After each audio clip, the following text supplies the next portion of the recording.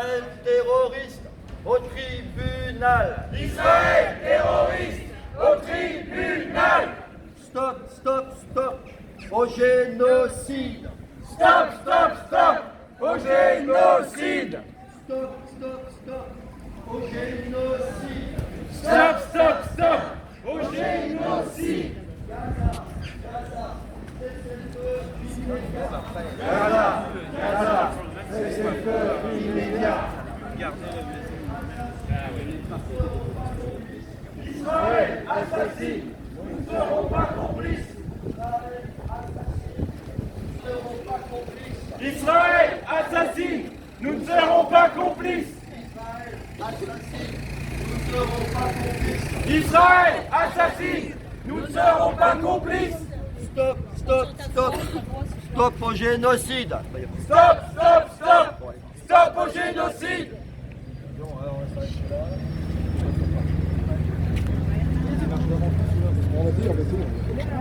Monsieur, les soldats franco-israéliens doivent être aussi jugés. Et dans tous les tribunaux, même les tribunaux français. Et le retour. Oui, oui, on est d'accord. Tribunal international, encore mieux. Partout, il y a des actes où ils ont commis des actes vraiment terroristes. Israël est un terroriste. Oui, on est d'accord. Qui Ah, je sais pas, peut-être, oui. Et les soldats, Ils sont nombreux. plus de 4000. Alors, tout à fait. Je cherche ma page.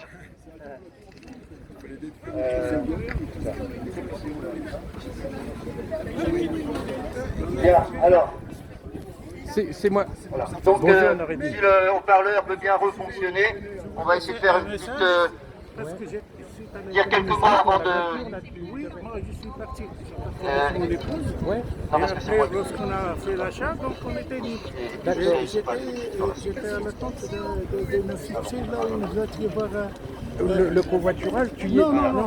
Bon, donc Ah, d'accord. voilà. Qu'est-ce qu'on a encore pour quelques mots encore pour quelques mots d'actualité, on va dire, sur ce qui s'est passé récemment, à part cette ordonnance de la Cour internationale de justice. pour que tu reçoives des messages. Ah oui. Hein. On a Bah non, été c'est évoqué nous dans qui les te remercions. communiqués du début de manifestation, les ventes d'armes. Vous avez été nombreux à nous interpeller, mais on a tous eu cette information sur le scoop du journal d'investigation Disclose et du journal d'investigation marseillais Mars Actu, comme quoi une entreprise marseillaise, Eurolinks, livre des milliers et des milliers de pièces qui sont indispensables au bon fonctionnement des fusils mitrailleurs utilisés par l'armée israélienne, notamment à Gaza. Sans ces pièces, les munitions ne fonctionnent pas. Ce sont des milliers et des milliers de pièces qui ont été acheminées. Le gouvernement français, donc c'est en totale contradiction avec ce que le gouvernement français avait pu dire récemment, comme quoi il n'y avait pas d'armes offensives livrées à Israël. En l'occurrence, là, on y est vraiment. Réponse du ministre des... Alors, je ne sais plus, du ministre des Armées, enfin du gouvernement. Il semblerait que s'il y a eu des livraisons de ces armes, il n'y avait pas d'autorisation de l'État français de s'en servir.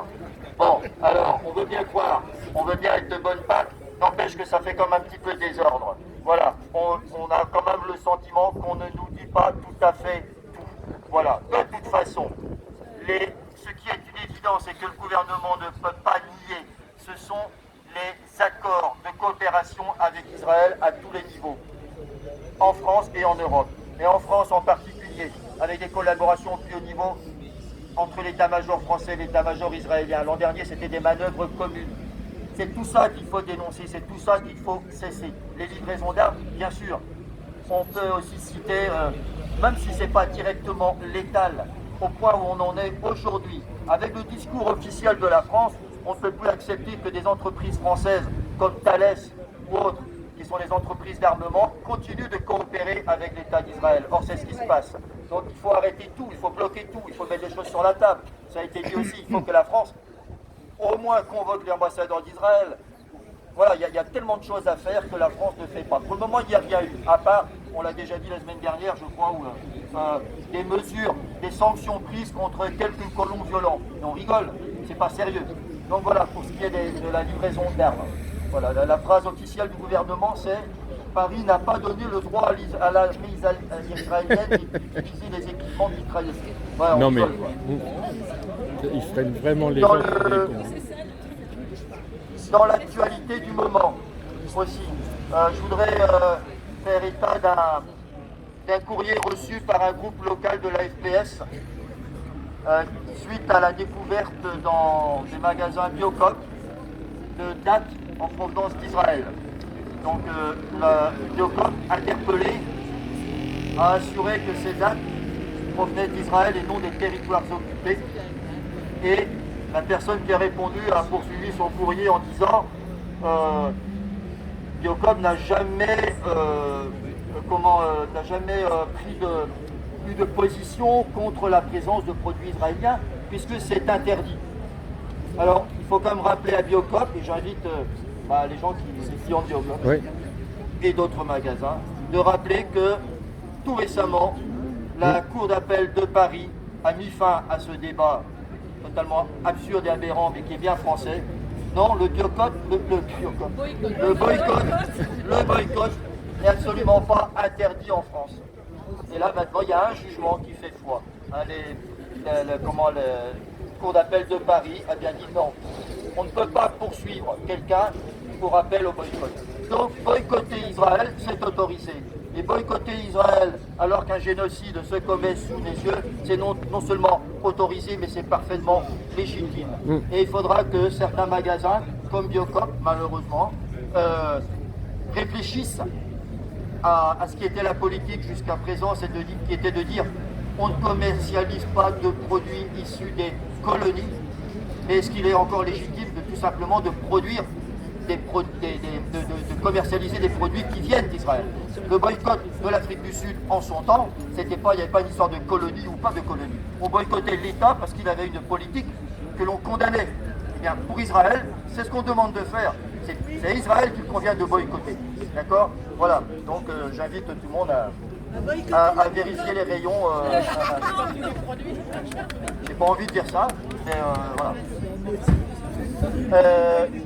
Dans les informations de la semaine, juste un petit mot, alors je ne sais pas si on l'a déjà dit, mais pour dire quand même à quel point la situation est plus que dramatique.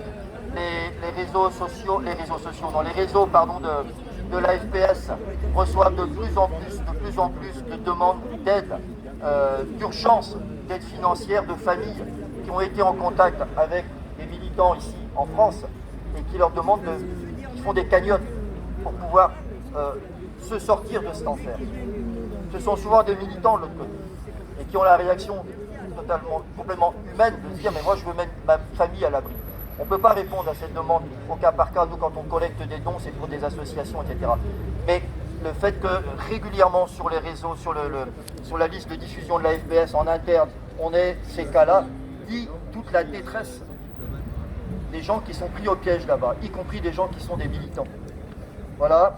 Et pour finir sur... Voilà, autrement, pour revenir aux armes, parce qu'il y a une question d'embargo sur les armes, juste... quand on veut faire preuve d'initiative, on peut, quand on est un État. Je donne l'exemple du Nicaragua, qui, pour des raisons juridiques, alors la Cour internationale de justice a expliqué qu'elle ne pouvait pas se prononcer sur la demande de l'Afrique du Sud d'inclure l'embargo des armes, parce que les pays fournisseurs ne sont pas partie prenante de la procédure, enfin c'est un truc juridique. Donc le Nicaragua a saisi la Cour internationale de justice contre l'Allemagne, a choisi un pays qui livre des armes. Et donc ça sera jugé le 8 et le 9 avril. Donc saisine du Nicaragua contre l'Allemagne pour, ouvrez les guillemets, complicité de violation de la Convention sur le génocide. Donc ça sera jugé le 8 et 9 avril. Ce qui montre que quand on est... Il y a aussi, ça a été cité tout à l'heure, le président de Colombie qui a appelé les pays à interrompre les relations diplomatiques. Voilà. La France a des mots extrêmement clairs, extrêmement fermes. C'est nouveau, c'est la réalité. Sauf que rien ne suit derrière et ça c'est insupportable. Et ça nous ramène au niveau local où nous avons un député qui n'a pas donné le moindre signe de vie depuis la lettre ouverte qu'on lui a adressée, qu'il a reçu. Ça va bientôt faire un mois. Donc la pétition est toujours en cours. Si vous ne l'avez pas signée, faites-la signer. Et peut-être que la semaine prochaine, on se retrouvera chez lui, en face de chez lui. On a voulu le faire cette semaine, mais pareil, les services municipaux nous ont dit que le béton ne serait pas sec. Il y a des travaux. Alors bon, j'espère que dans une semaine, il sera sec. Et je pense qu'on essaiera de se réunir chez M. Botorel, Devant. devant chez M. Botorel. Voilà, la prochaine fois. Donc, merci d'être venus encore, nombreux, parce qu'au bout de plus de 5 mois de mobilisation, je peux dire qu'on est assez nombreux à la nuit. Voilà, merci à vous, et puis malheureusement, on doit continuer.